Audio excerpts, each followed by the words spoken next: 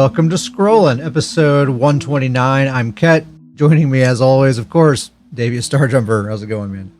Glad to be here. Huh? How about that? Didn't see that. Okay. Is there a scale? Is glad and happy, are they basically like equal, or is like one better than the other? Let's go with glad being better, because that's the one I use. So we'll say it's a little better. Okay. Glad's better. Hey. Glad is better. Well, I'm glad to have you here as always, man. Very nice. Better than happy. We are here to discuss a little video game called The Elder Scrolls Online. First order of business. Last week, a week from Monday, there was a maintenance patch. Mostly just various bug fixes, some UI issues, questing bugs, wayshrine bugs, which I was running into a lot, where you're like standing right in front of the thing and it says it's out of range. Really infuriating. They added some ink drops to bosses, so you get more ink drops now. The biggest thing, the most impactful thing as far as PvP goes, is one of the new grimoires was scribing Mender's Bond. They fixed an issue where the healing done from the Sage's Remedy signature script paired with this grimoire derived its healing from your max magicka and stamina 10.5 times higher than intended. I wish I would have looked at it to see.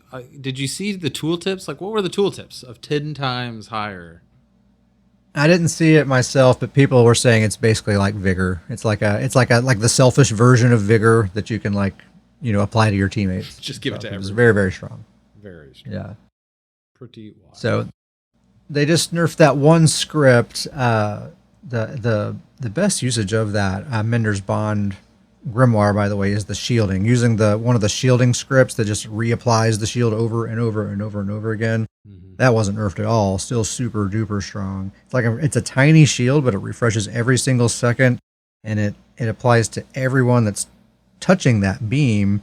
And that beam kind of has a pretty wide kind of area too. It's very strong. Very good. A lot of shields going on. A lot of shields. Oh, it's shields all the way down, people. Invest in Shield Breaker. Great set. Great set. There you go. That's basically the only important thing to talk about from the maintenance patch. So in the last episode, I gave my thoughts on the Gold Road chapter. I had pretty much completed it, but Davis, you were still working your way through it. So some more time has passed. You've had more time to get into it, so it's your turn. What are your thoughts on Gold Road, man? So 100%ed it, hundoed it, if you will. Finished the whole zone. Nice.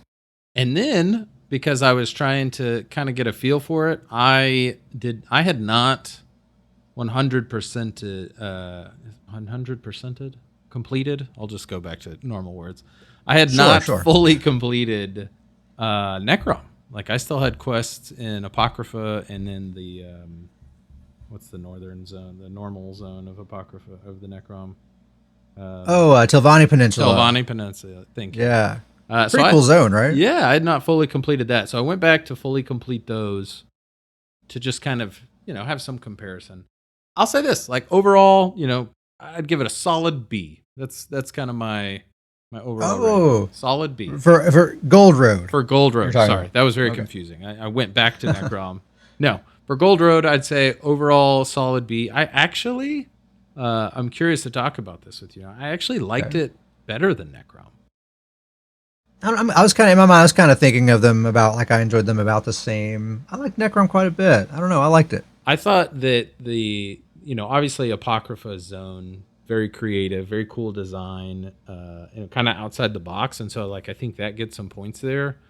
But for me, like, with the story and the questing, and I get this, like, it's very much was a theme, and it had to go with the Arcanist and Apocrypha. Like, the Necrom story quests were very, like, scholastic, very researchy, scholarly. Like, you're helping with research, or you're figuring this out, or you're investigating, or you're collecting, notes or journal pages, and that makes sense with the Arcanist theme. Not this Nord's favorite quest style. Nord's ain't about reading. All right, a lot of books. Okay, what are they good for? No.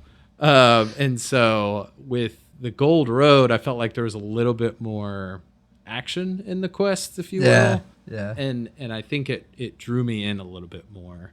And so I liked that part about Gold Road better. And I will say this, The main villain, I liked, and it's hard to compare those two because the main villain for Necrom is obviously like a minion of the main villain for Gold Road. Mm-hmm. But man, the Gold Road villain, fantastic. Like, probably my favorite villain since the Dragons. Like, the most impressed with the villain I've been since the Dragons. Like, visually, story, plot wise, like, just thought it was really well done. I'm trying not to give too much away here. I thought it was really cool. You have a very back and forth relationship with the villain. It's not just straight, this person's a bad guy, I'm against everything they do. It was a very for X-Men fans, it was a very Magneto Professor X relationship, like against each other, but still conversed and did things. I thought that was neat. And I gotta go back to and I can't remember his name, but the main villain from Necrom, the Daedra, I can't remember his name off the top of my head, but I actually think he was a pretty well designed character. Like, some of the stuff he did was cool, but he lost so many points in my book for how simple visually he looked. Torvasard. Oh, Torvasard. Oh, yeah. So okay. I kind of looked at him. He's like Athelia's like little henchman. Like one of her henchmen. And I kind of looked as Torvasard as the main villain for Necrom. But he was just so, like, he looked like a Daedra in like sweatpants. And like, that was it. Like, no shirt, just that's who he was. And it's like, he's supposed to be this very impressive main villain, and maybe, call me old fashioned, but like, I need something. Give me a cool weapon or some armor. Like the Daedra in the sweatpants. Like, I'm having a hard time believing that we're struggling tracking this guy. That's down. The episode title. Daedra in the sweatpants. Daedra in the sweatpants. I'm having a hard time believing that we're struggling, getting this guy down. Like, who is this guy? Why does he keep beating us? He's wearing sweatpants for crying out loud. This guy doesn't, he doesn't care about anything. And so that took a lot of points away from me. And Athelia was, she was awesome. Like, I very much got the sense, like, you don't want to get on her bad side. So, very cool villain. I think that's kind of, though all of those things kind of pushed Gold Road over Necrom. I like both chapters. I thought they were both very good. I thought it was really neat. Sorry, I have all these random thoughts. I dove deep into some PvE content there. I thought it was really cool in the Gold Road that they referenced the war in Cyrodiil a lot. Like, there was a lot of references. Like, they didn't just ignore that was going on.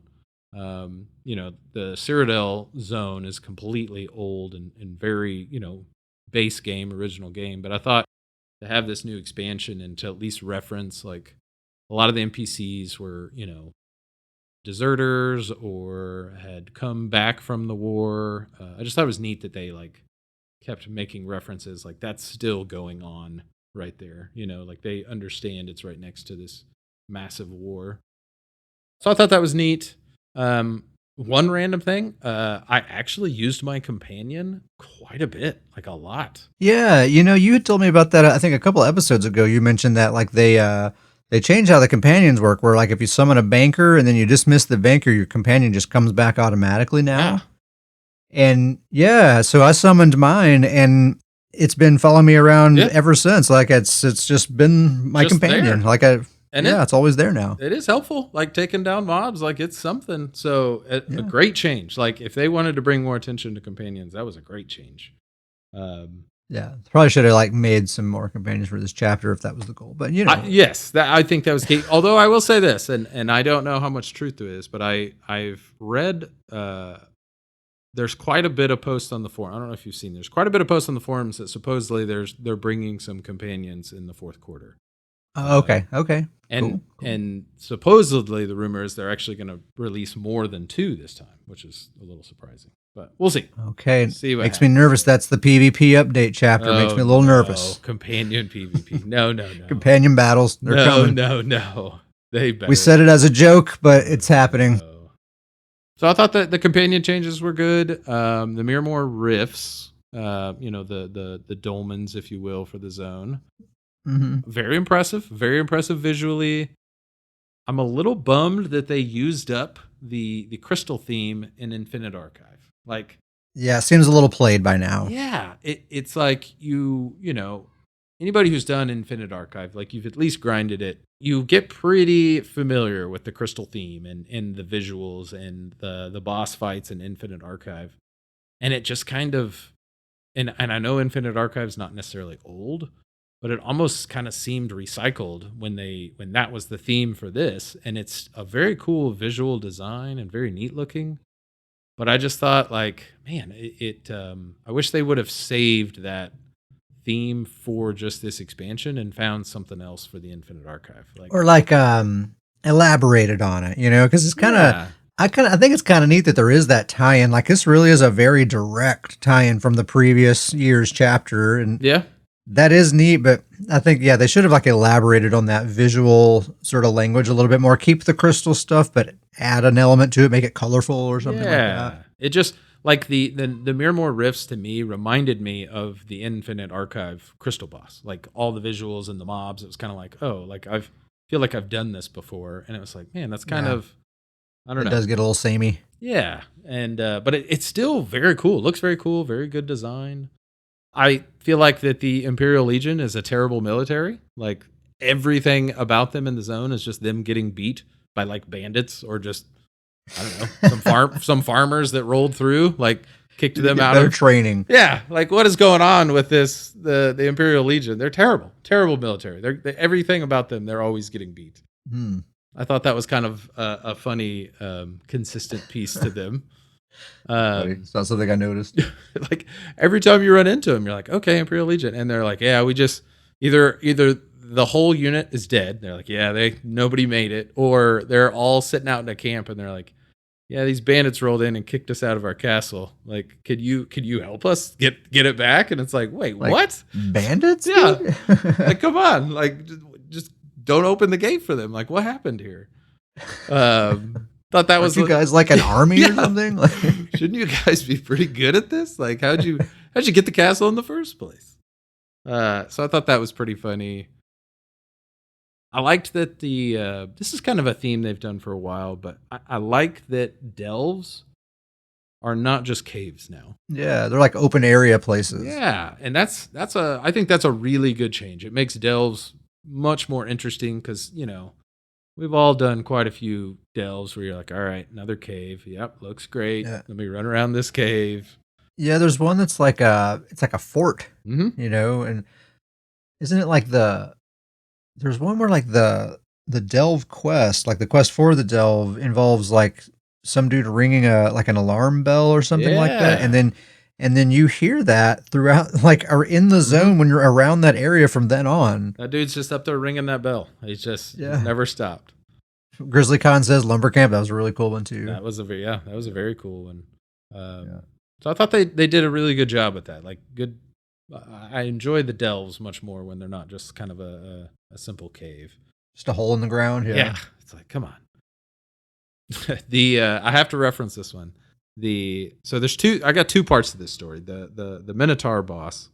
Oh yeah, I warned you. Oh man. So I have a lot of parts to this. So you had warned me, like I was in the public dungeon, and you sent me a whisper, and you were like, "Hey, watch out for that boss!" Like I told you. That's right. I saw in my friends list. I saw that you were in there, and I was like, watch out for that Watch group out. boss there. So when you sent that to me, the next boss that I ran into was a different Minotaur boss. Like it was just one of the regular bosses. And so I fought this Minotaur So you boss. thought I was crazy. Yeah, 100%. I was like, Ket, what are you talking about? I went all out on that little sub boss. Like I got all my food buffs. I had like tri-stat potions. I prepped and went all out on this boss. Wiped him out in like 7 seconds. And I was sitting here thinking like, all right, Ket's got to work on his questing build because Has Ket gotten that bad at PvE? Yeah, Wow. like Ket's really struggling on PvE because that boss. Get out of the BGs, Yeah. dude. Goodness gracious. That boss wasn't bad. So then I'm strolling along the public dungeon thinking like I'm coasting from here. And then I run into the real Minotaur boss who's about, 4 times the size of that one as well. And then I went, tried to solo him, just got rocked. Like he just annihilated me. I think I got him to like maybe 70%. He finished me off. and then a Arcanist came up, a heavy attack Arcanist came up, but I think I died twice, and that Arcanist died 4 times trying to take on that boss. Like that boss is no joke, man. He reminded me of like a world boss that they threw in a public dungeon. Like that very much I mean, he's that tough. Yeah, and like even tougher. I mean, honestly, most world bosses I can solo. You know, he's tougher than like most world bosses. Like a DLC world boss. To me, there's base game world boss and DLC world bosses are 2 different worlds. Very much like the dungeons, but he reminded me like a DLC world boss just hanging out in a public dungeon. That was a tough fight. He was impressive. It makes sense that because that's the group event boss. That's the one that gives you a skill point. So those should be harder, you know. They should be, but the other group event boss in the other public dungeon, like soloed that guy no problem. Like I think it was kind of tough, but soloed him by myself was like, all right, no problem. But man, that guy's something else. He hits hard.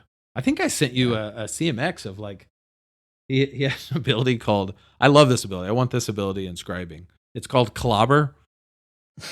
And it hit me for like 20k. It was like 20k clobber, and then he had another like regular attack that hit me for 12k on top of that. That was one of my deaths against him. But I need a scribing clobber ability.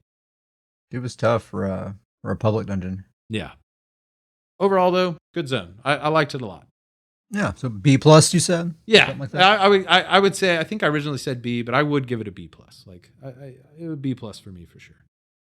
89%. Did you hear that, people? 89. And I don't round it, you know. Don't ask me to. All right? It's an 89. That's right. Grizzly said he liked the split personality one. I don't know if I remember that You one. probably didn't grab it. No, yes, I did. Okay. I did. I sure did. Yes, that one was very good. And that one went all around the zone. Yeah, that one was pretty far reaching. Yeah, it led you to all the different parts of the zone. It was really neat. Yeah, so Gold Road. Anytime anyone has talked to me about it, I say I think it's worth the $40. You know, I think it was a good chapter. The quests are all good. The zone is actually pretty cool. You know, my initial impression was not so hot on it, but once you spend a little time in there, you do see the beauty there. They did a good job with it. The scribing is cool. You know, the new mythic Saint and Seducer. That's one of the things I wanted to talk about. That's the one that it gives you like a rotating major buff, and then it does like an AoE minor debuff that corresponds to that, and it's always rotating. That thing, it took me maybe 30 minutes to get all 5 leads of that mythic. That's awesome. And it's an extremely good mythic. One of the best mythics in the game for PvP right now. Everybody's using it. It's very, very good on just about any build. It's one of those, it's kind of like Markin or DDF or something like that, where you can really just slap it on any build and just assume it's going to be great. Not a lot of theory crafting required behind that one. And super, like I said, super duper easy. I think 4 of the leads were all just like overland stuff, like a world boss or a delve boss or something like that. And then that 5th lead was from the Maelstrom Arena, but it's apparently a very high drop rate. Most people that I've seen say they get it from the first chest, from the first, arena, from the Maelstrom Arena. I just did it on normal, which is cakewalk is an understatement. It's, you can do it blindfolded. So very, very quick to do and worth it. It's an extremely good mythic. Highly recommend. Also, scribing is definitely making its way into PvP. Last time we were saying like it hadn't made as big of a splash as we were expecting, but I think by now people they've grinded it up. They've found the scripts and stuff that they needed for their builds, and it's pretty everywhere at this point. I've seen Trample a few times. Wheeled Soul, that's all over the place. Various iterations of Wheeled Souls all over the place. I see a lot of the Mage's Guild ability, the Ulfsild. Have you seen anything special? I've seen not the soul ability, but it's like a 2-second cast time. It's a crazy cast time. I was actually talking in Discord the other night on this. Very long cast time. It's the burst soul. It's the Destro Staff. I think you're talking about the Destro Staff ability, but you can like make it do the Oblivion damage thing, right? Well, it's an insane tooltip. It's got a 2-second cast time, but like I think when I just threw one together quickly, not unbuffed, it was like a 15k tooltip. It is a crazy high damage ability, and that was not even the additional scripts. You could put a dot on it and add a debuff to it. I've seen that one a couple times. We were talking in Discord about how if somebody lands that thing, it hits. Yeah, and it's like AoE and it's long distance. Mm-hmm. But yeah, it has that long charge up. Just seeing it everywhere. So basically, just kind of take it all back what we were saying last time. People just need a little more time to get all the scripts and everything. You got to give the PvP players time.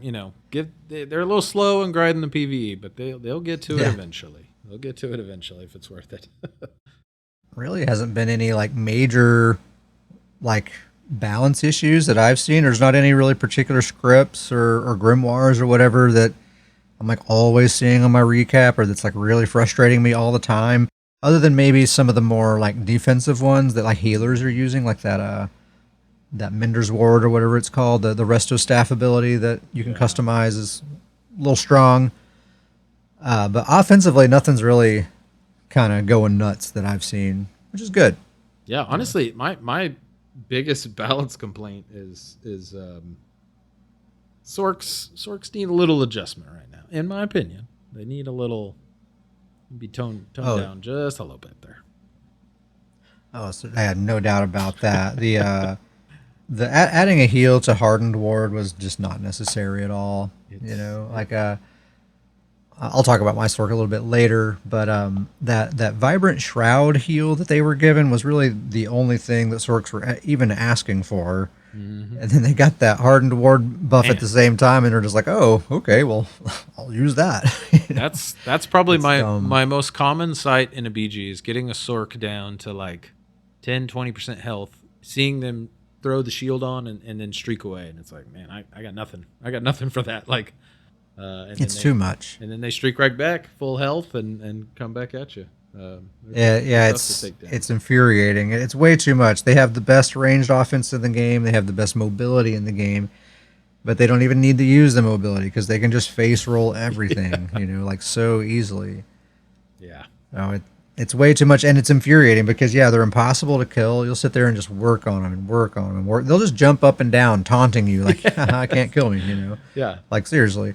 And so finally, you're like, fine. I'm going to stop focusing the Sork. But the second you stop focusing them, they kick on the overload and just start blasting your butt, you know? Yes. I mean, you just kind of lose no matter what you do. Yeah, absolutely. 100% what you just said. It's maddening. Mm-hmm. Other thing I wanted to bring up, just touching back on, is Blue Vigor. Blue Vigor's awesome. I'm still just all about Blue Vigor on every tune. It's great. Blue Vigor's worth $40. Yeah, that's worth the $40 right give there. Give your $40 for the Blue Vigor and you're set. Yeah. I mean, honestly, for Blue Vigor, for the Satan Seducer Mythic, and for Scribing, like not even counting anything else, I think that's worth it. Plus, it's actually a pretty fun, little adventure to go on there too. Yep, good story, good quests, good zone. But like you said, Scribing, the Mythic, worth the $40 for the expansion. You got two worth it's right there. There you go. Signed off on it. Let's just talk about what's been going on here lately. We did have a Capture the Relic weekend before last. And I got to say, my experience was fairly positive as far as like, fast queues, getting into some games, actually finding some fights. The good thing you can say about Relic is, when the match starts, just run to an enemy base and you're going to find some fights, Yeah. And at least in the solo queue, people don't really, like in Relic matches, people don't really stack up. They're spreading out, right? You have a guy running to go grab a Relic. You have someone staying to defend. You have people kind of going in between. So everything tends to spread out. You get these sort of little like one-off, two-off fights. Cross-healing isn't nearly as much of a factor, so you actually can kill some people once in a while, which is nice. Mm-hmm. I actually don't hate Capture the Relic if there's not someone like cheesing the objective and ending games in 2 minutes. That's the frustrating thing, which it does happen. Yep. But for the most part, that really was not the norm in my personal experience, and for the most part, I was having pretty fun games. Relic's not the worst. It's not the worst. Of the weekends, it's definitely not the worst one. And I agree with you. Like, I had some good fights and some good BGs. Now, like you said, I did run into some where it's like you'd get into a good fight, and because that fight went on for 2 minutes, like the match was over because somebody on the other Right. side was just running relics untouched, and so Which that in was the isn't so bad in the solo queue because the queue pops are pretty fast, but man, it's really frustrating in the group queue when you're waiting like 20 minutes for a yeah, queue and then that's what it is. yeah. That's super frustrating, but what can you do? Relic is one objective that I can understand the appeal. I'm always talking about like why would anyone want to just hold block on a flag? Like is that really what you queued up to do? But Relic actually I can see why someone would like really want to get serious about that objective mode. It's active, there's some strategy involved. Trying to be I, sneaky. I, I yeah, I think I do kind of get that one, and even once in a while, I mean, I've been known to grab a relic once in a while. It happens. Well, It's you happened. heard it here first. breaking breaking scrolling news. I'm editing that out. No one will ever know. I did notice during that relic weekend a lot of angry, like the people who were serious about the objective, they were particularly angry at the people who were just trying to get in fights. It seemed like every match there was an It's argument going down. It's it's just always a shame. it just continues to keep boiling, you know. Yeah. Besides questing and stuff, you been up to anything else in the game? Yeah, I've been in the BGs quite a bit. I talked about this. I briefly mentioned, but I've actually completely put the build together, tested it out, and it's the 50/50 Warden. Oh, nice. It's the 1 bar version of Uncle Sam's Icy Claw build, Mhm. and it's great. I actually did a duo with Uncle Sam with his Icy Claws, and so we duoed these builds together, and that was actually Fun. a lot Sound of like fun. sounds like something that was a lot of fun for the other teams to deal with. I'm sure they had a blast with it. Absolutely. But what the build is it's Oaken Soul, 5-piece Ice Furnace, 2-piece Zol the Ever Wakeful, the Maelstrom Destro Staff, Frost Staff for the weapon, and a 1-piece Trainee, 1-piece Druid. The bar setup is Unstable Wall of Frost and Deep Fissure. Doing the unstable. Okay. Yeah, that's basically that the one has a bigger range, and then this is the one that actually I think over time it blows up for additional damage. And it's cool. It explodes when it ends, so you can actually Yeah. spam it. Yes. And that's pretty much what I do is just spam the unstable wall and deep fissure. You just kind of alter, deep fissure's kind of got the weird time, but It's a really good idea, actually. I didn't think of that, but that's it's blowing my mind right now. The unstable wall on the 1 bar setup makes a lot of sense Yep. because it doubles as a spammable. Yep. You can combo it with deep fissure. That's awesome. Yep, Okay, absolutely. continue. I like this. We're blowing minds. And then really this setup is actually it's it's a 50/50 build. So you're really keeping up your team heals. Like you're a healer when you need to be a healer. So it's got Polar Wind and Leeching Vine. And then I do Deceptive Predator for the speed. And then for the ultimate, I do the Healing Thicket, which is very low cost ult, very fantastic heal. So the heals are great. And then between that Unstable Wall of Frost and the Deep Fissure, the damage, the pressure is there. The Zols is fantastic. You're constantly, basically just causing all sorts of issues for the other team. And so, and then obviously the Ice Furnace is proccing. And so overall, like it works really well. Like I've had very, very good results with this. It's been a lot of fun. It's a really good duo build, I would say. Like if you're doing like duos and BGs and you kind of want to just have a go-to build. Like it's good in the solo build too. The only problem with in solo, if you kind of have a heal setup and your team runs off in all different directions, that can be tough. But I've used similar builds in the solo queue though. They can be fun. It's not like it's really a healer. You have offense. You yeah, can if your absolutely. teammate doesn't really want to fight, you can still do stuff. Yeah, exactly. It can still get some kills, and usually if I'm in the solo queue and your team's running off, like I have gone just kind of full offense, but it can do that too. Like it got damage to do it. So Nice, man. Yeah. So that 1 bar icy claws. 1 bar Let's Icy add that to Claws. the list. And then I will say this: I'm not going to go into the build, but I've obviously been doing a lot of BGs with the new Lord of Nords build. Oh, nice. Still loving Liking the new it? build. Still loving the new build. Still great results. Sustain feel good on it. Everything feels good. Like we were in some pretty sweaty like 4-man group matches, and I threw it in there, and that was probably the most intense test that the build has had. and it felt great. It was getting some kills, and like there was a couple of matches where it didn't get any deaths, and so like overall that build just it's by far the best that build's ever felt. Nice, dude. Lord of Nord's always just getting better and better. Him and There you Betsy go. both That's just right. keep finding ways. They just keep leveling up. That's what it's about. Man, sorry if I sound out of it, man. I am so exhausted from work. This like I'm in the season right now, dude. I'm barely hanging on. You're in the heaviest part of your work season, and we're past your bedtime. We're past Ket's bedtime right now. We're past my bedtime. I came straight home from work, took a shower, and like sat down to do this thing, and I'm just like hanging on. But I told Grizzly when you were running a little late, I was like, he's got about 45 minutes before the caffeine starts wearing off, and then we're in trouble. That SOB running late on the late start. Oh, geez. Nah. No, it's just, the caffeine's only going to work for so long. And this last 15 minutes, we're really going to have to push through. Got to fight through. We got to fight through. Here we go. We can do this. Well, I've been doing some stuff. So one thing I've been doing is kind of a throwback. I've been using Mighty Chudan on some builds here lately, which is a monster set that I used to use a lot, and I'm kind of circling back around to it. I'm really liking the combination of Mighty Chudan and the medium armor ability Shuffle. I just replaced my armor buff with Shuffle and use that instead. It's a really great little setup there. You got to wear 5 medium in order to use Shuffle, but of course Shuffle gives you that major evasion and the snare removal. It works really, really well with my play style. And, for my builds, there really just aren't a lot of monster sets that I really like using. So Chudan's is a great choice because it's kind of like a non-set. It's just sort of like giving you the option to do other stuff with your bar. Yeah, free up that bar spot.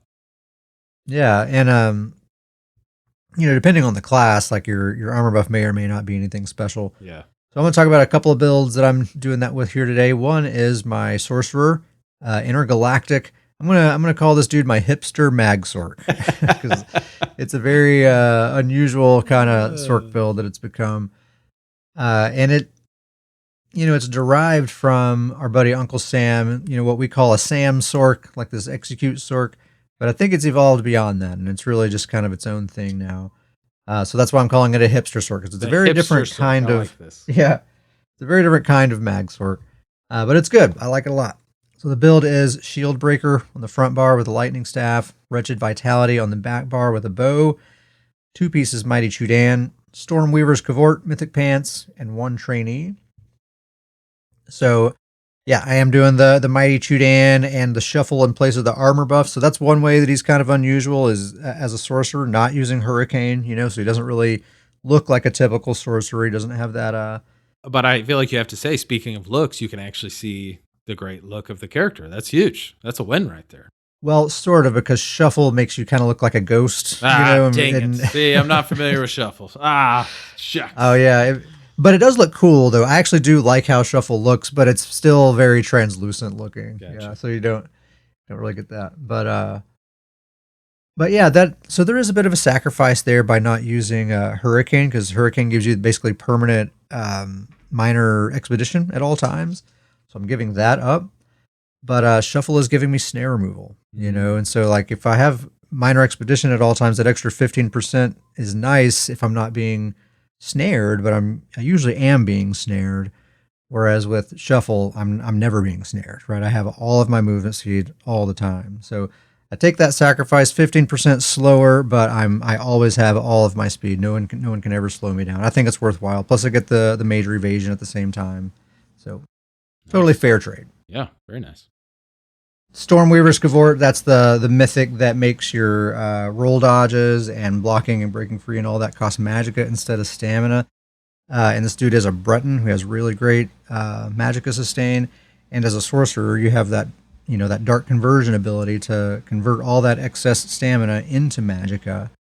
So this might actually be the best roly-poly build possible using magicka instead of stamina. Just because you basically have infinite magicka forever and ever and ever, and there's no worries about just dumping that entire stamina bar, right? You can totally drain your stamina, and you can still heal. You can still break free. Whatever you want to do. That's always been my favorite part to this build. It's such a cool idea, and yeah, that's an awesome part of the build. Is it uses magicka, but it's it's a the hipster is the perfect description of it because it's a Magicka StamSorc that rolls around. That's just very, very cool. Yeah, it's a roly-poly MagSorc, and he has the defensive style of a StamSorc, very dodgy and kitey and very slippery, but he kicks on the offense, and it's all MagSorc abilities happening. It's that MagSorc hard hitting. It's that bow on the back bar, but a Destro staff on the front bar, and he's just in both worlds all the time. It's super duper fun. Yeah. My favorite way to play a Sorc. It's the worst thing that ever happened to my StamSorc because I just hardly ever play that dude anymore because all the stuff that I like about a StamSorc is in this build. Plus, it's a MagSorc, which is like the superior version of a Sorc. Absolutely. You have the long range and all that stuff. Shield Breaker, like I mentioned before, awesome set, very very much worth investing in right now. Basically, everyone has some kind of damage shield these days. Even Dragon Knights, typically, like their armor buff gives them a tiny damage shield. Warden's using Shimmering Shield or Crystallized Slab, that counts to proc it. There's all kinds of stuff, and even against people who don't have damage shields, you're still getting that 6% damage done against them. You're fighting against so many shields right now, and shields everywhere. And against the targets that don't have shields, you're still getting a little something against them anyway. It's just a very, very good set to be using. Another way that he's a hipster Sorc is he is not using Hardened Ward. Nice.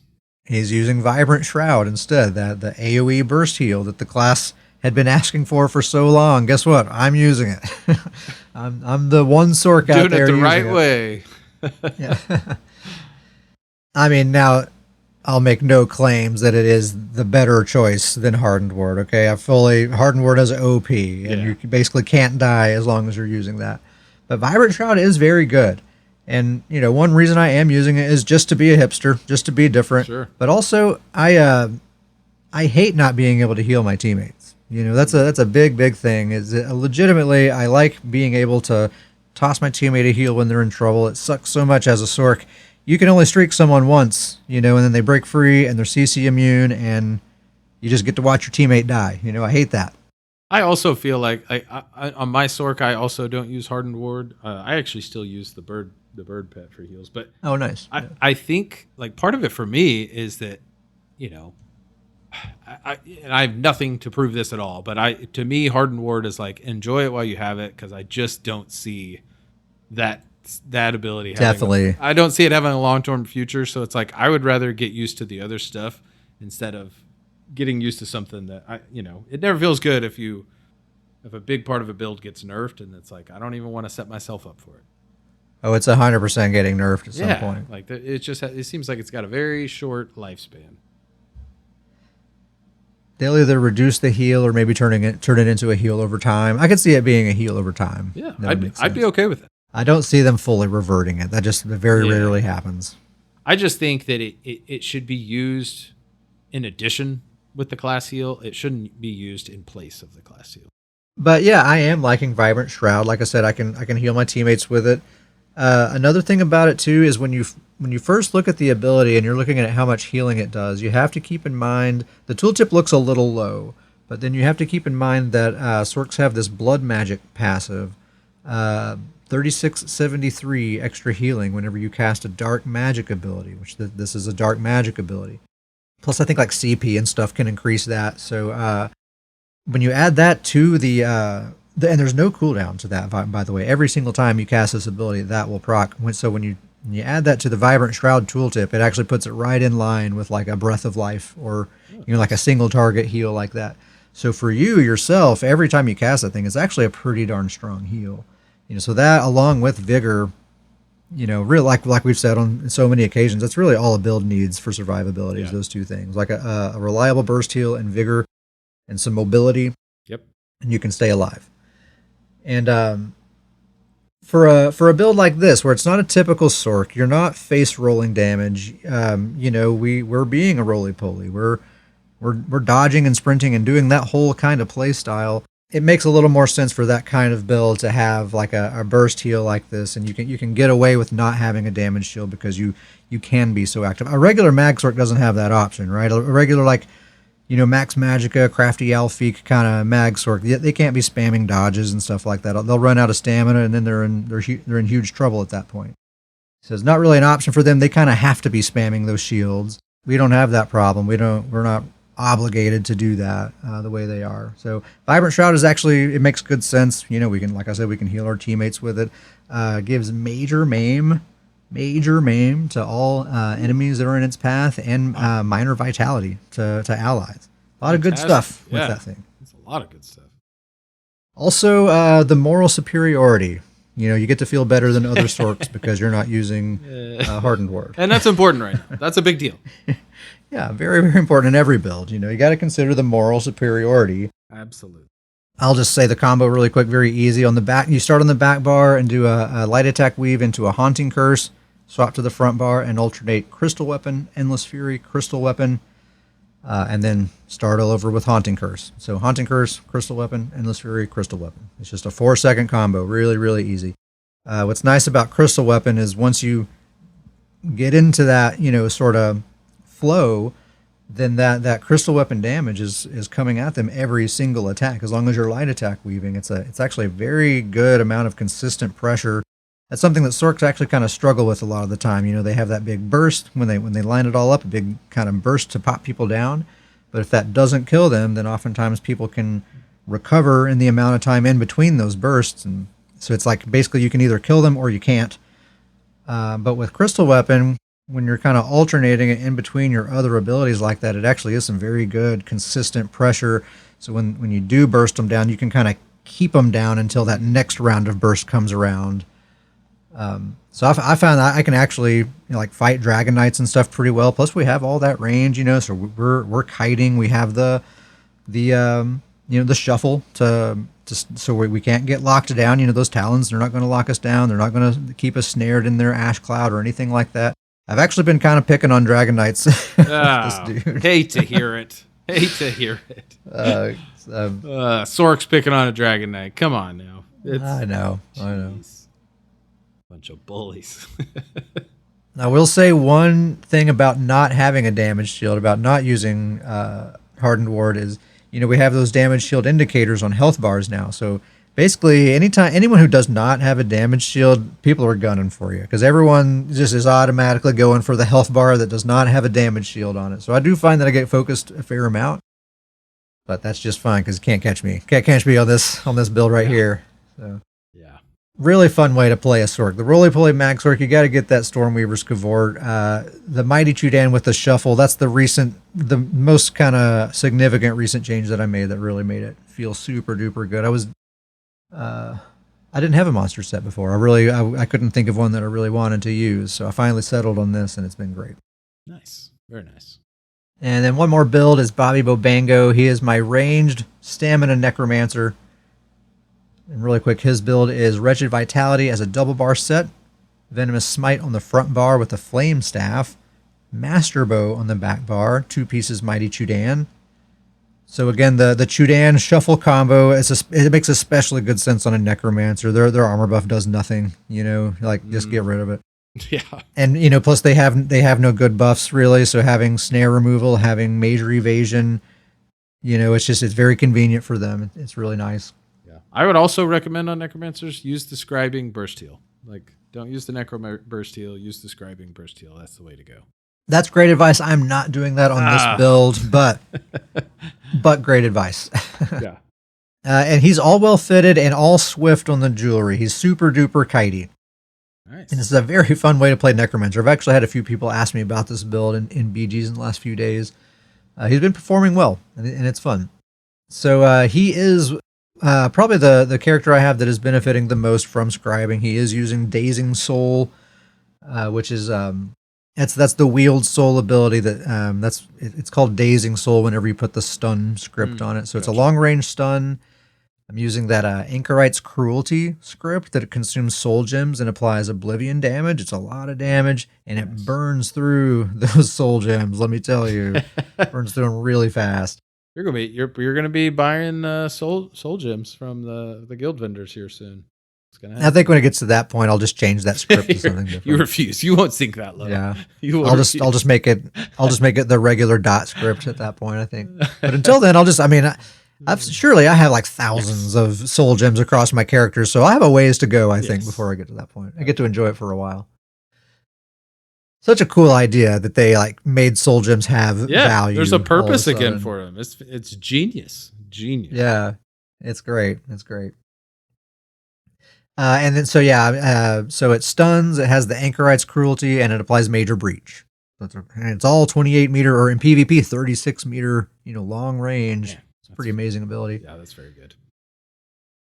And it's a dot build, basically. So the combo, I put a Venom Arrow and Flame Reach on the target, and then I charge up a fully charged heavy attack, weave that into a Blast Bones, stun them with the Dazing Soul, and then spam Venom Skull until Blast Bones lands. And then I summon another Blast Bones and just spam Venom Skull. I skip the stun on the second rotation because they're going to be on CC immunity. So basically just every other time after you summon the Blast Bones, go ahead and stun them again with that Dazing Soul. And just keep those dots on them. It's really, really simple. There's actually, I think, 5 total dots. We have 3 abilities, right? The Venom Arrow, the Flame Reach, and the Dazing Soul. We have our Venomous Smite proc set. That's another dot. And then when we do that fully charged Flame Heavy Attack, that applies like a fully fledged. It's like, not too long ago they balanced that to be like a regular dot, like any other dot. It does just as much damage as like an ability you would cast when you do a Flame Heavy Attack. So and then the Flame Staff gives us 12% extra damage on top of that. Necromancers get 10% extra dot damage. Nice. So you really start eating into people, and then you got the Blast Bones and the Venom Skull kind of burst combo helping kind of pop them down a bit, and then they have a really, really hard time climbing back up because of all the dot damage and stuff. Like I said, the Chudan Shuffle combo really makes it come together. Put that bow on the back bar. Like I've said lots of times, putting a bow on the back or front bar of a Necromancer just kind of fixes a lot of their problems. Yeah, really fun build. I've been enjoying it a lot. Very nice. Yeah, I've seen you on this one. I've seen you in BGs, hopping in and out of BGs on this build when I look on Discord. So I've been interested in old Robert Bobango for sure. Yeah, it's another one. It's kind of typical sort of cut build where it's very flexible. I'm able to heal people. I'm able to do damage. A lot of my builds are very like solo queue battlegrounds focused, where I want to be able to handle myself no matter what kind of team I find myself on or whatever. And this definitely can do that. I will say, take a look at the scribing heal. It I was comparing those the other night with the necro heal to the scribing heal, and it's a pretty vast difference, I would say. That's Are you talking about the one that uses the Wield Soul grimoire? Oh, well, I guess you're already using it, aren't you? So you wouldn't be able to do that. Yeah, I'm using that for my range stun. So that's the problem there. Yeah. I don't know another one that you could potentially do. I don't know. I haven't looked. But I probably will do that on my other Necro Despair. I am planning. I'll probably do like the burst heal and then the heal over time signature script. That's the thing, is that you can. It's a better heal. You don't get a debuff. It's pretty similar in cost, and you can get a hot attached to it, and you can add a buff to it. It's a buff instead of a debuff. Yeah, well, but it's just crazy, crazy, wild stuff. But yeah, absolutely, and it's a strong heal. Like, it's a very strong heal. Yeah, I'm probably going to do that on Despair. I just haven't gotten around to getting her fixed up yet. Been focused on Bobby here lately. A few other just kind of small things I'll clip through here. I just wanted to announce Betsy got her first star. Ooh, that's big time. She's 1 star. 1 star Betsy. Yeah. She'd be 5-star a long time ago if I didn't play so many different characters, and if I would ever do Cyrodiil, because that's how you really you really get the stars up. It's slow going in BGs. Plus, I'm always bouncing around to different characters, and the rank up slows down. So apparently, I think Uncle Sam was telling me this.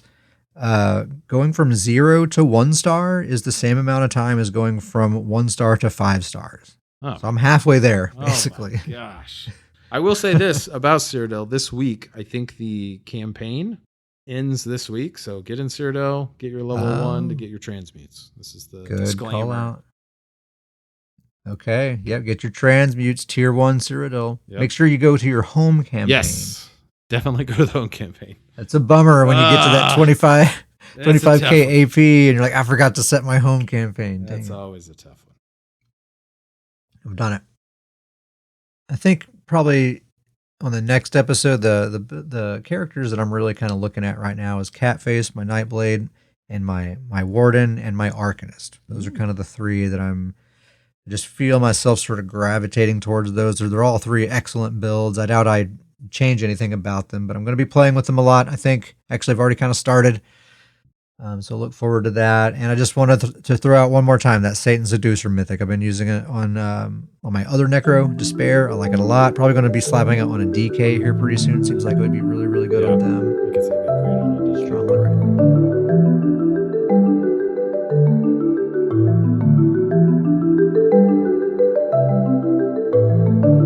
scrollingpodcast@gmail.com. That is our email address. If you'd like to send us an email, we'd love to hear from you.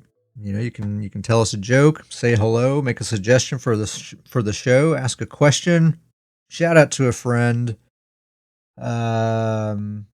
What's your favorite dessert to have on your birthday? You know, could be a question you might ask us. Or it could be or a question that you answer in your email. Oh, that's true too. Could go both ways. Yeah. Open to interpretation. scrollingpodcast@gmail.com. We got a few emails today. Our podcast is probably like halfway over with at this point because of the got some good emails. First email comes from Dranesha. Hope I'm pronouncing that right. They say, I've really been enjoying your show, and it's been really helpful in getting me updated for PvP after a long break from the game.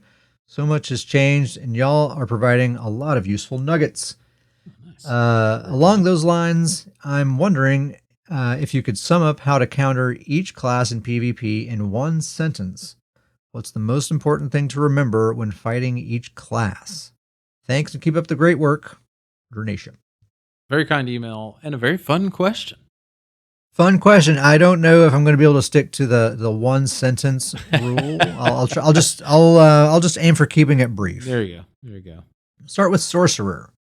So I guess I'll just kind of say what I have to say, and Davis, you just want to interject whatever you have to say along the way. I've got some notes. I have some for every class. Ironically enough, except for Templar, I could not come up with one like simple. Can't be countered. It kind of feels that way. Like all the other ones, it's like, okay, I kind of have this strategy, and then when you go against the Templar, it's like, man, depends on the Templar, like yeah. And that is true for all classes, but Templars kind of they're that all around thing, they could. If it's old Betsy, run. Yeah, get out of there. Get out of Dodge. That's my one sentence right there. Well, let's start with Sorcerer. So I'll just kind of start first, and I kind of have it divided between defensively and offensively. So I'll kind of give different answers for both of those. So Sorcerer's defensively, dodge. Just have well fitted and dodge, and you have countered the Sorcerer. Congratulations. Offensively, I think right now with Sorcerers with Hardened Ward, this is definitely more than one sentence, but there's only one way. There is only one way to do it, and it is by getting through their stamina bar. You need to take away their dark conversions so that they can stop spamming those shields, right? You need them to run out of stamina so that they will then run out of magicka so that they'll stop spamming the shields. Yeah. It takes a minute. Yeah.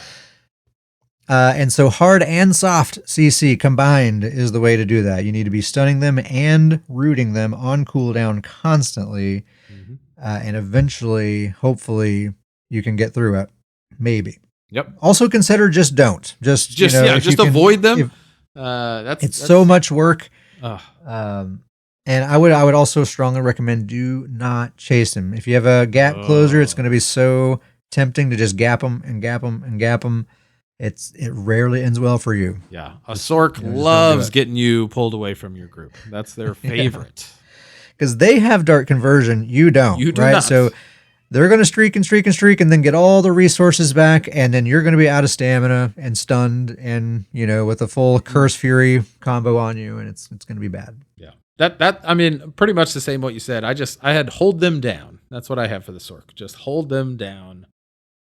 Exactly what you're saying. Get them to burn through that stamina with whatever way you can, and then they burn through the magicka, and then you can actually fight them at that point.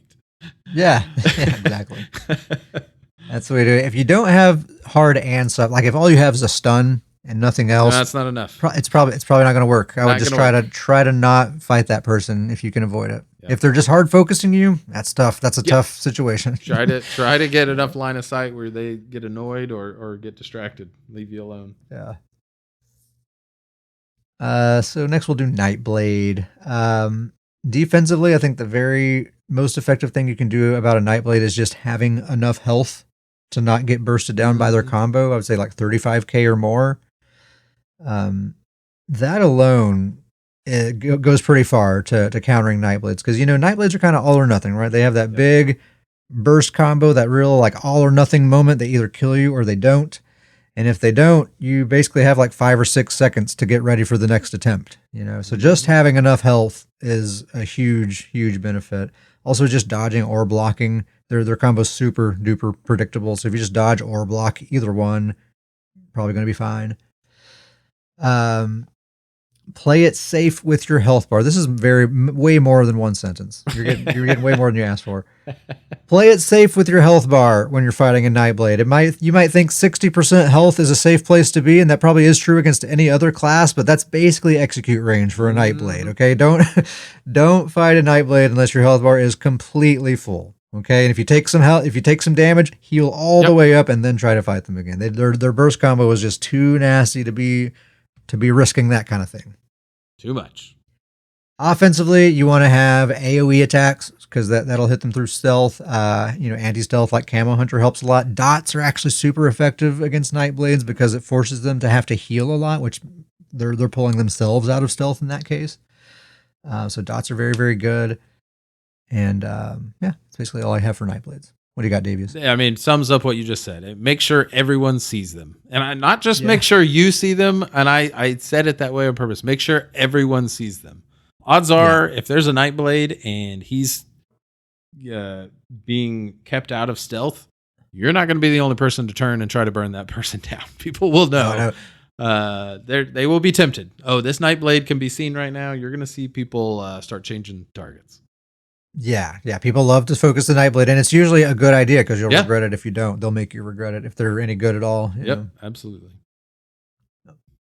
That's Nightblades. Dragon Knights, mobility, like Race Against Time, goes really, really far against Dragon Knights. Having a cleanse, having lots of hots, blocking their leap, having a ranged build. All those things are very, very. There's lots of ways to counter. Come on. Offensively, like having range, lots of dots. Even though they're a dot class, they tend to struggle against dots as well. I would say avoid 1v1s unless you yourself are, quite a brawler, like a Templar or something like that. But 1v1s are Dragon Knight's comfort zone, and they tend to come out on top in those situations. So I would avoid those if you can. Yep. That's what I have. I mean, you summed it up a lot. They struggle with range, like that's a tough one. But the what I have for them is just dot them up. Just dot them up, and that they struggle. They don't really have a cleanse. Vigor is kind of their only access to a good hot. They struggle fighting. If you put a lot of dots on them, they struggle with that. Yeah, they sure do. Okay, so Templar, you said you didn't really have much for Templar. I have a couple of things. They are difficult to counter, actually. Templars are way better than I think a lot of people give them credit for. They're just very balanced, and so it's tough to find like a weak spot, I would say. So one easy thing, defensively at least, is just have major evasion in your build. And that's a great point. You've largely countered the Templar's offense in that case. Not the beam, okay, but everything else basically. Block the beam and interrupt the beam. If you can get in the habit of doing that, if you can hold block and just heal through the beam, you'll find most of the time you will survive it. And if you're close enough to him, just spam bash and interrupt that beam. If you can do that, you'll be fine. Offensively, the only chance you have of killing a Templar is big burst damage. Yeah. Like 100 to 0, like a really nasty gank blade with just like a vicious, in-cap combo. They can do it. They're about the only ones. Yeah. This is coming from a Templar main. That was the closest sentence I had, was just burst them down. Like, if you're gonna, they're the best one. If you've just got a lot of burst, like, go after a Templar. That's your best case scenario. Yeah, dots aren't going to do it. Pressure's not going to do it. No. Only just a single moment of huge burst is all that's really going to do it. Next up is Wardens. Again, I would say have major evasion. They have a lot of AoE damage, and strafe. Walk circles around them while you're fighting them, and you'll avoid a lot of those sub-assault hits, and just generally it makes it difficult for you to be targeted.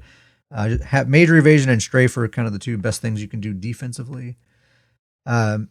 Offensively, what I wrote in my notes was the kitchen sink. Okay, you got to have everything. If you're gonna kill a warden, you better come prepared. Okay, come ready. You need to have a bunch of dots. You need to have a bunch of debuffs, and you need to have a massive burst attack as well. A massive burst combo. All the things. You need to have everything. Okay, and you might need to bring some buddies with you to help do some of that stuff. They don't like dying. Another thing too, another really strong pointer, and if we're talking about Battleground specifically here, is put a target marker on them. Put that little skull icon over their head, and people have pretty much caught on that means we're focusing this guy. So that's what it's going to take to kill a warden, for a halfway decent warden. Everything. It takes everything. Snake in the Stars is a good set. Yeah, that's a good one to consider. That's pretty much what I have them. Is just be aware of the range. Be aware of the ability proximity. Like, all of their abilities have to kind of be aimed, or even if it's a warden healer, like they've got to have their allies in certain spots, certain areas nearby them. And so if you can somehow break that up, then you stand a better chance. I will say Warden is a class that I just generally ignore for the most part. They can't really force me to fight them most of the time. They're really not a huge offensive threat most of the time. I mean, there's exceptions, obviously. Sure. I've seen some real nasty Wardens, but generally they're not a huge offensive threat. It's going to be so much work to kill them, if I can kill them at all. I could get 6 or 7 more kills, in that amount of time. It's just not worth the effort. Mm-hmm, mm-hmm. Anything else about Warden? Nope. All right. Next up is Necromancer. Can I do my sentence first on this? Yeah, do yours first. Just kill them. That's my sentence for them. Just kill them. Just kill them. Like, and they've been effectively countered. There you go. Just finish them off. That's issues. No issues from the Necro. Just spam an attack of some kind until they're dead. Find a regular spammable and pick it with a delayed burst, and you'd be fine. Dizzy swing, perfect. Sure. Just keep hitting that button, and they'll die eventually. You'll get them eventually. Oh, poor Necro. All right, I'll give you a real answer. I just talked about a Necro build. It's actually pretty good. Uncle Sam has a really, really mean Necro build. There can be some good Necro builds, and you need, in those cases, you do need to know how to counter them. Actually, probably the best Necro builds are dot builds. Mm-hmm. Whether they're using that Gravelord sacrifice thing or not, probably dot builds. So having lots of hots or having a cleanse helps a lot. Having major evasion, because blast bones, they have a lot of other AoE. Movement speed, they're a very slow class. They can't really make you fight them if you don't want to. So just have like a race against time, pretty effective counter. Offensively, I mean, I said it as a joke, but it's kind of true. Kind of anything, they don't really have strong defense against any specific type of attack. Like you can kill them with dots, yeah. You can kill them with burst, yeah. Sure. I would say, if you're really specific, I don't know why you would be building to specifically counter necromancers. I mean, but if you are, I would be building really just to counter vampirism, right? So you want to have bloodthirsty jewelry to get through that stage 3 vamp, and maybe a gap closer in case they're using mist form. But not hard to counter necromancers. Yeah, really not at all. And then Arcanist. I think Arcanist is going to be very similar answers to Warden. You want to have major evasion. You want to strafe, run circles around them while you're fighting them. It makes it difficult for them to target you. Their abilities are very kind of aimed in a particular direction. So if you're going in circles, you will avoid a lot of their damage. A lot of them are running like dot builds and status builds, so having lots of hots or cleanses against those types of Arcanists is really helpful. Otherwise, they can be pretty nasty. Offensively, I will say basically the same answer as a Warden. You got to have everything ready to go. You need to have some debuffs, some hots, and a big burst combo, all in order to kill them. 1v1 anyway. Yeah, for Arcanists, I have grab your friends. That's my answer for an Arcanist. Outnumber them. That's the best way to take down an Arcanist. Grab more people than them. Yeah, again, just put that skull target marker over their head, and a lot of times people figure out that means we're focusing this person. So there you go, one sentence each. Count them up. That just clearly. There's a lot of commas in there. Yeah, a lot of run-on sentences. You didn't say they couldn't be run-on sentences. We're not talking grammar, all right? We get to choose where that period goes. All right. Thanks for writing, Dernisha. Great email. Yep. It's a fun conversation. Very fun one. Time for the weekly Chumpy email. Well, I better get a drink of water for this one. Hold on. Chumpy says, get those lips limbered and lubricated, Cat. Have you seen that clown that hides from people that suck their thumb? Yes, I see him all the time. He's everywhere. All over the place. Chumpy says, I'm a big meat pie guy, as many of us down under are. We just call them pies because why would there be any other common type? But what would you guys like in a meat/savory pie? Or do you already have a favorite?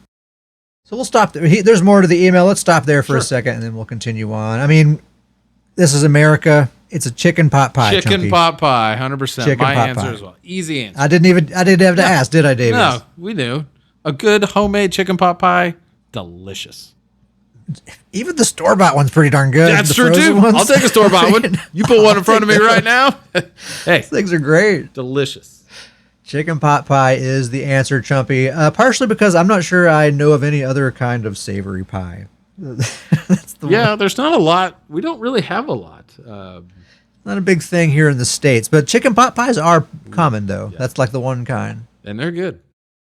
They are good, man. A nice homemade with the crumbly crust and all that. Yeah, and it's just piping hot, like burn yourself dangerous hot. Yeah, it's got to be dangerous. Dangerous level of hot. Yeah, like my tongue needs to like hurt for a few days afterwards. Yeah, that's a good chicken pot pie right there. Just right.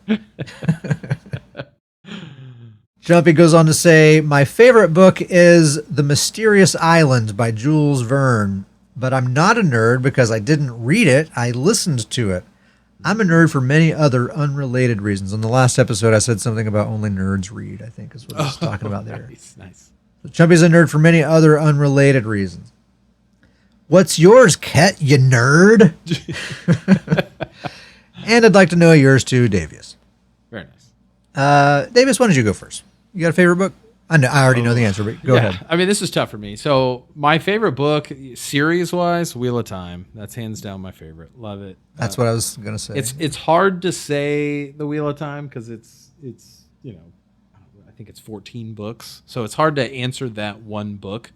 If I had to pick a book that's like not a series or not tied to a series, I'm going to go with Slaughterhouse-5.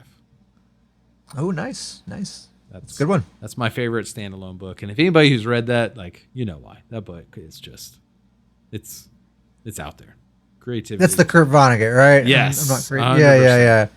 Dude, my favorite part of that book was, if you remember the guy, when they're all in that train car and they're all just like crammed in there, and there's that one guy that's like, I've seen worse. Yeah. And then he wakes up, and then they wake up the next morning and he's dead. He died. He's dead. The whole time he keeps saying, like, I've had it way worse than this. This ain't so bad. This ain't so then bad. He dies. Like, I've been in worse situations, and it killed him. Like, that was... You don't want to see what that guy saw, okay? Like, you don't even want to know. Yeah, funny. I remember that part, for sure. All right, so you cheated. You basically gave 2 answers, so I don't feel so bad about cheating. So okay. Nice. I have actually three. Oh, okay. See, that's too far. Now you pushed it a little too far. I used to be a nerd.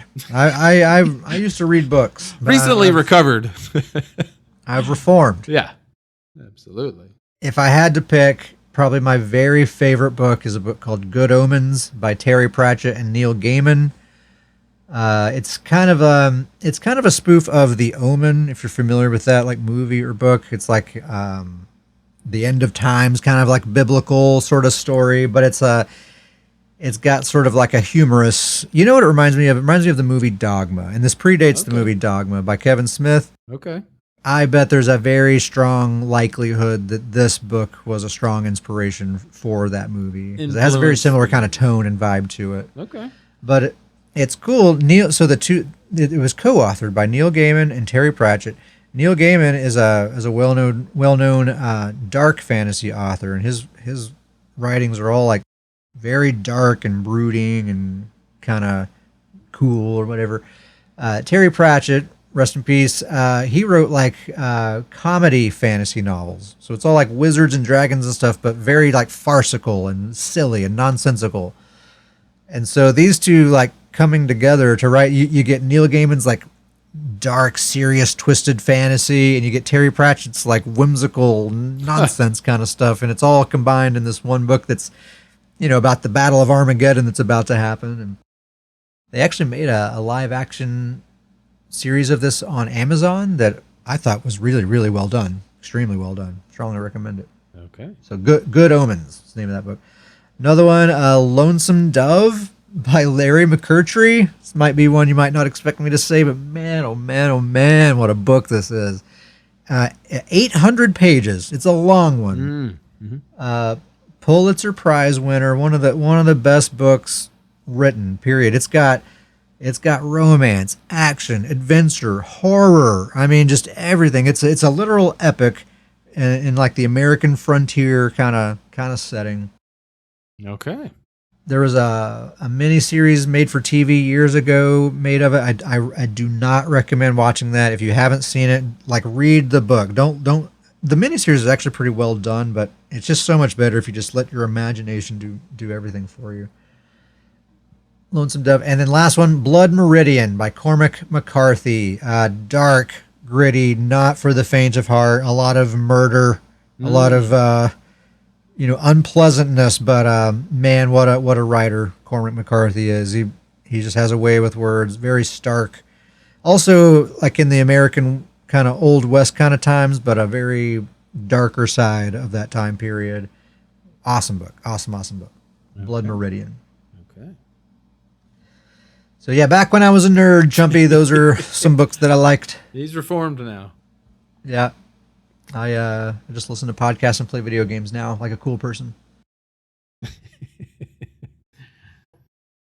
Next email comes from a Scary Dinosaur. I think this is 2 in a row. We got an email from Scary Dinosaur. Nice. He says, greetings once again. Figured I would send a couple of questions in to see what you guys think. Number 1, you always ask for food questions. So what is your favorite meal you had during these past weeks? Davis, you take that one first. What do you got? So this one I think is going to surprise you because okay. you disagree with some of my food choices. I would say we could say that. One might say. I actually splurged and ate some a carrot, some real bread, if you will. And so we actually did in town here. There's a place that just sells calzones. They only make calzones. And so we did. We got like a personal calzones for every member in the family got their own personal calzone. Very good. But the key part to this, and this is the first of all, the calzone's a splurge because it was delicious, but it was real bread. It'd been a while, so caught me off guard. But we also, my wife got this. It sounds crazy, insane splurge. But they make this, the same place makes they take an Oreo and then they wrap it in like bacon? No, like calzone dough. Oh no.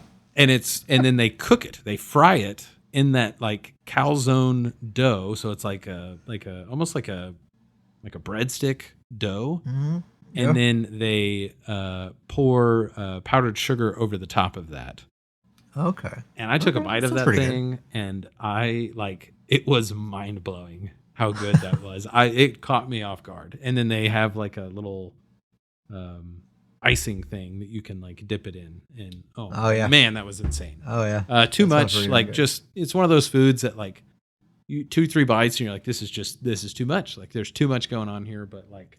Well, for you, sure. Insanely good. With your like healthy diet and everything, I could see that. Yes, I think my brain was immediately like overload. Something's wrong. Like, but man, it was So that was a pretty good splurge meal, and definitely one of the better meals I've had in a while. Love a good calzone. Mm-hmm, mm-hmm.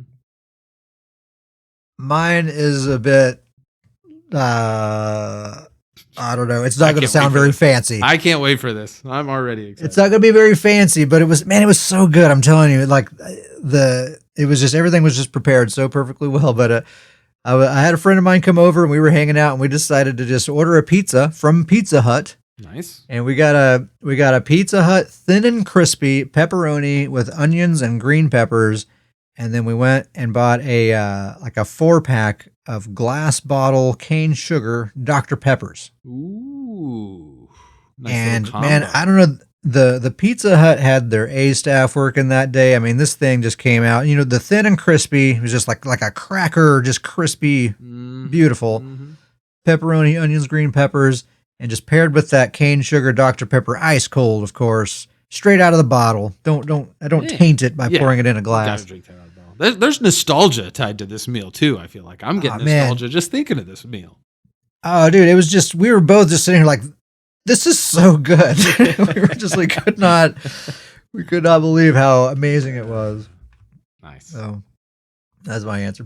I mean, you know, Pizza Hut pizza, that's not like gourmet or whatever, but man, I don't know. It kind of was. It was good. Pizza, calzone, it's all good. It's all good. Yeah. Just always good.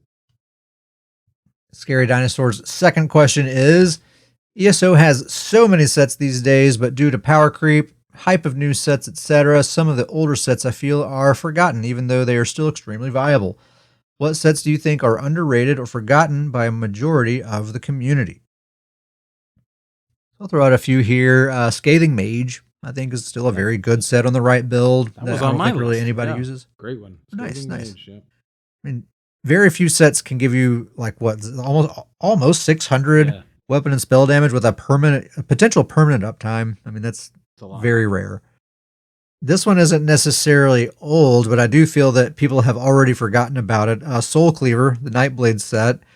I've been like preaching this set forever. Nobody wants to use it, but I'm telling you, it's literally one of the best sets in the entire game. If you build for it, it's so good. One that I think people really should be picking up on right now with all the status effect stuff going on is Heartland Conqueror. I know Serpent's Disdain is very popular for status effect builds, but I think Heartland is probably actually better right now because it's the application of those statuses is the main thing that got buffed, and Heartland is basically allowing you to apply those things twice as often. So has a similar effect to Serpent's Disdain, but since it's happening that way, I think you're probably getting a little bit more out of it. Plus, you can flip to your back bar and have a totally different situation back there. Heartland's great. Mighty Chudan, I've been talking about, but I feel like that's one that people don't utilize enough. But man, it's such a good set for the right sort of setup. And the last one I'll say is Slode's Semblance. It's one that was complained about a lot when it was first released about it being incredibly OP, and it was nerfed. But it actually is still a very good set, even, you know, all these years later. I see it pop up in some recaps once in a while. And on the right build, if you're really kind of focused into Oblivion damage, it can be very, very good. Very nice. Those are mine. Those are the ones I have. You have any? Like you said, Scathing Mage, I think, is a great one just because it's so much potential damage, and I do think it's very forgotten about. And I'll say this one is recently discovered. I mean, just this is my set that I keep saying, and I feel like it's an easy one. The Burning Spellweave, fantastic set, class, OG set, like very old. I think that one's very, very good. I'm going to throw this set out there. It's not near as popular as it once was, but Briarheart. I still think Briarheart's just a classic, great set. It's solid. Yeah, It's it is. in a way it's kind of I kind of look at it as kind of the stamina version of Burning Spell Weave. It's Kind kind of of is, yeah. similar, but Briarheart, great set out there. That I think that doesn't get a whole lot of use, but it's a good set you can grab for some from good weapon and spell damage. Sure, there's tons and tons of Yeah, others. You know, those are. there's a whole bunch. I out there that didn't. are just I didn't pull up the list and look at every set in the game. You know, there's just some that I could kind of think of on the spot. Yep, absolutely. There's so many sets out there. Yeah, yeah. I wish they would kind of revamp. Go. You know how they were updating them there for a little while. I wish they'd kind of start that back up. Even if it was just like give us like 2 updates per patch. You know, it doesn't have to be a whole lot. Just a little something to keep the older sets turning over. Yeah. Scary Dinosaur closes by saying, "Keep up the great work. You guys do an amazing job." Thanks so much, man. Appreciate it. Thanks. Very nice. And we have one more email, much shorter one, from Tilt MV. Says, "Hey, just wanted to say I'm a new fan of the Scrollin' podcast.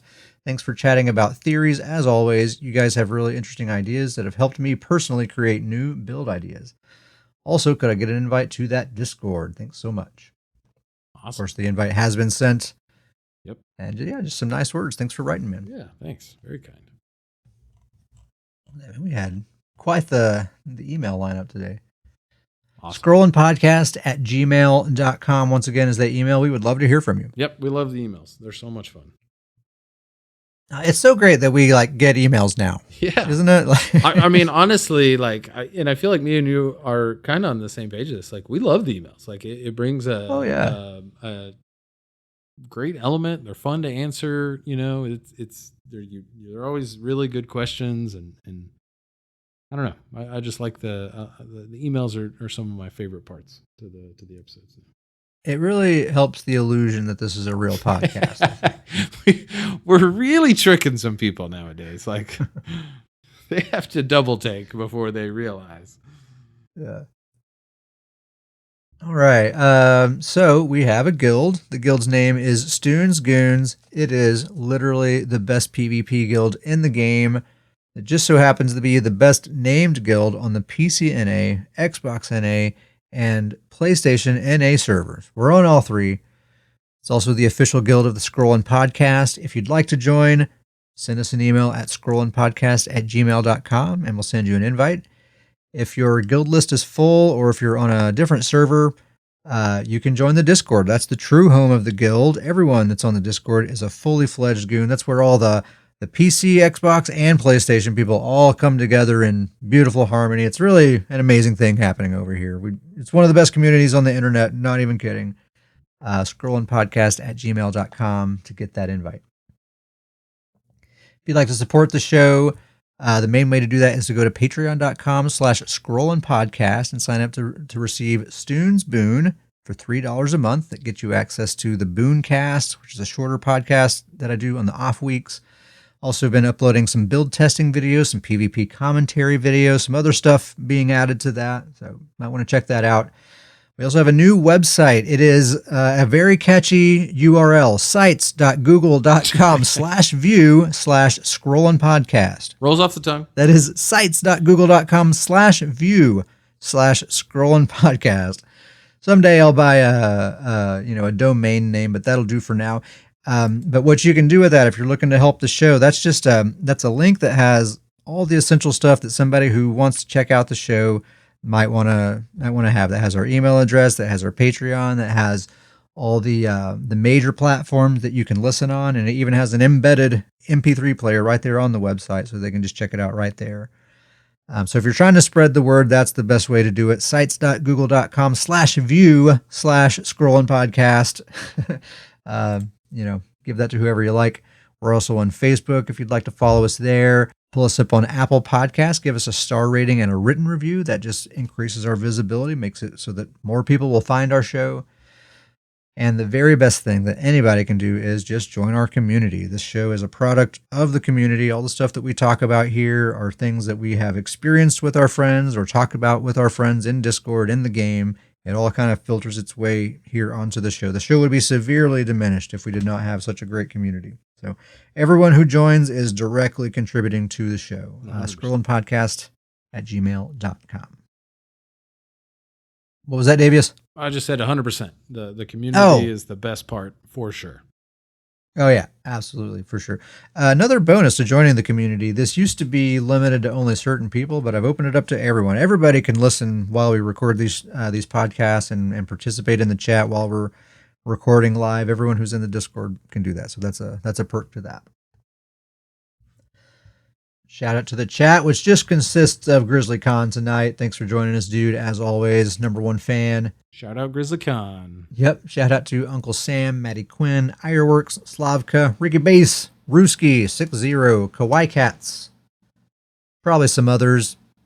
Just some people we've been playing with a lot of amazing players, awesome human beings. Thank you guys for just being around. Yep. I got to give an extra shout out to this is like a thank you match at this point, but Red-Headed Monster won a very awesome ESO community award for just being an awesome person. And then on top of that, she sends an incredibly nice thank you message in Discord. She sent me just an incredibly nice message just saying thank you for our nice words and how nice we are. So I'm giving her another shout out. She's just nothing but kindness. Model human being. I've really just been like trying to take notes. It's like, okay, here's how to be a good person. Got it. All right. That's actually going to be on, whenever the Scroll and Podcast store opens up. We got the Shout Out GrizzlyCon t-shirt, and then we're going to have the What Would Red-Headed Monster Do, little wristband. Bracelets. Yeah. Absolutely. we've got a store forming now. It's really coming together. Fantastic. Beautiful. Shout out to the Elder Goons, the OGs, our friends, the people that have been around, for ages. We really appreciate you guys. Thank you so much. And shout out to our Stoons Boon recipients, our Patreon supporters, Pork Body, Toadster, Gummy Bear, Grizzly Khan, Thomas, Taggart, Mother of Dragons, Sudica, Jim, Maxwell, Derpenstuff, Dudagon, Brewerman, Redhead Monster, Chumpy, John E. Danger, Odin, and FK. Thank you all so very much. Really appreciate it. Davis, I'm so tired. Do you have anything else? You did it. Kudos to Ket. He made it through the episode. Success. Oh boy. It's a long one too. Yep. Goodness gracious. Yeah, work's been tough. I am going to go to bed. So thank you very much for listening, and we'll see you next time.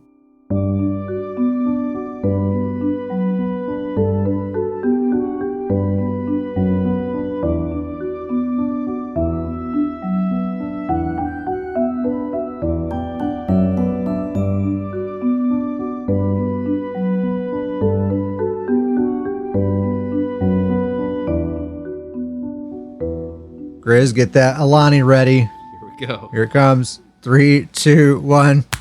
Boom. All right. Grizz said he's going to time the opening of his Alani with the boom. Yes. Did you make it, Grizz? Or were you busy? Try to give you a little heads up, but we got places to be. Can't be hanging around all day. Can that be the episode title? I'm thirsty. Give me that boom. Nice. Thirsty. Give me that boom. Thirsty. Give me that boom. Oh man. Okay, I'll write it down just in case. Already get bummed. Give me that boom. I'm saying. Give me that boom. I'm saying? I'm saying?